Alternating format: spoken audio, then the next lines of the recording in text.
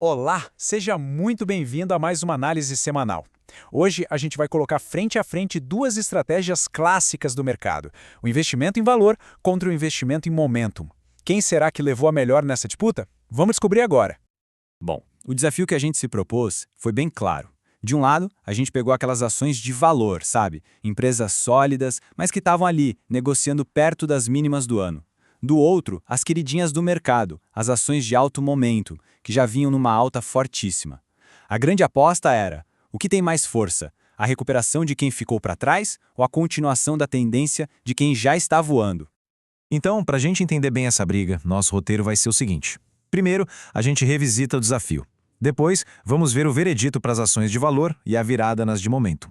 Aí a gente mede a temperatura do mercado para dar um contexto e, no final, a grande lição da semana. Vamos lá? A tese era bem simples, na verdade. A gente acompanhou 5 ações de cada categoria. Para o grupo de valor, a pergunta era direta. Será que eram joias escondidas prontas para brilhar ou aquelas perigosas facas caindo, como o pessoal do mercado gosta de falar? Ok, vamos aos fatos. Começando pelo portfólio de valor. Como é que se saíram aquelas empresas que pareciam ter sido deixadas de lado pelo mercado, hein? Aquelas que estavam sendo negociadas bem perto das mínimas de 52 semanas. E olha só, o resultado para as escolhas de valor foi surpreendente, para dizer o mínimo. Das 5 ações que a gente acompanhou, 4 fecharam a semana no positivo. Isso mostra uma força bem notável, contrariando todo aquele pessimismo recente. E a grande campeã de desempenho no grupo de valor foi a Redditor. O papel simplesmente disparou mais de 8% em uma única semana. Mas o que foi que causou essa arrancada toda? E o gatilho está aqui, ó, o resultado do terceiro trimestre. O lucro da empresa veio muito, mas muito acima do que os analistas esperavam.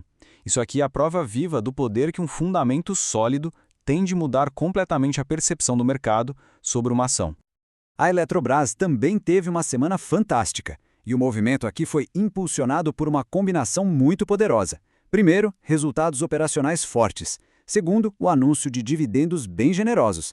E para fechar com chave de ouro, a confiança de grandes bancos, que passaram a recomendar a ação.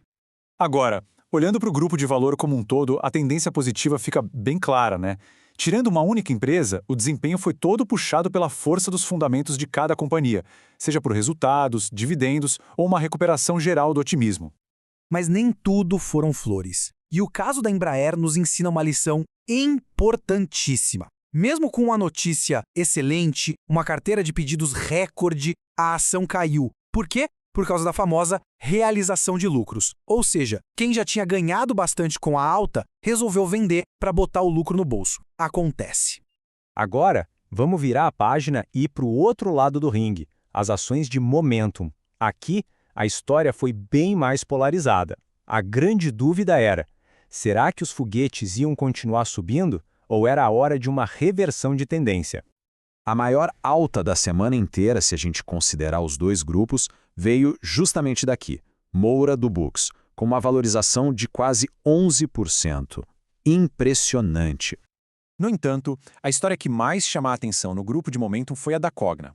Pensa só, uma ação que sobe 240% no ano. Isso cria uma pressão de venda gigantesca no curto prazo, mesmo que os fundamentos da empresa sejam bons.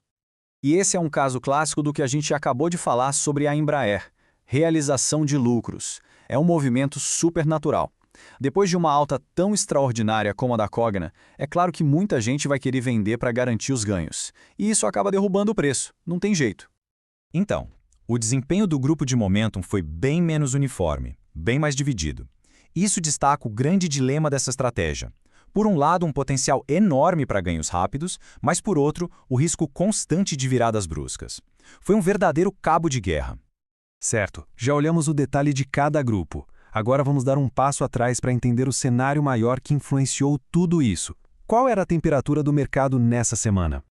Bom, o mercado estava literalmente fervendo. O Ibovespa bateu uma nova máxima histórica depois de 12 dias seguidos de alta. E esse clima de euforia é o terreno perfeito para volatilidade e para movimentos mais fortes tanto para cima quanto para baixo. Vários fatores positivos estavam alimentando esse otimismo todo. O principal deles, uma temporada de balanços trimestrais muito forte, que veio acompanhada de dados econômicos positivos, como um superávit comercial recorde. Só que do outro lado, riscos bem significativos continuavam no radar, criando um ambiente bem complexo, bem desafiador. Havia uma tensão muito clara no ar entre o otimismo e a cautela. E o principal ponto de atenção era este aqui, a taxa Selic, mantida no maior nível dos últimos 19 anos. Na prática, juro alto funciona como um freio de mão puxado na economia e afeta diretamente o valor das empresas. Isso adiciona um peso enorme na balança da cautela. E então, depois de analisar todos esses dados, qual é a grande lição que fica dessa semana? O que a gente realmente aprende com esse confronto entre valor e momento? Olha, a principal lição da semana é a seguinte: entender o porquê por trás do preço de uma ação é muito mais poderoso do que só seguir a manada. O momentum pode, sim, entregar ganhos explosivos, mas foram os fundamentos sólidos que funcionaram como um escudo mais consistente contra a volatilidade do mercado. Resumindo a história, a análise desta semana mostrou que, mesmo com o mercado superaquecido nas máximas, a estratégia de identificar empresas com bons fundamentos, mas que estavam subvalorizadas, se provou a mais robusta e confiável.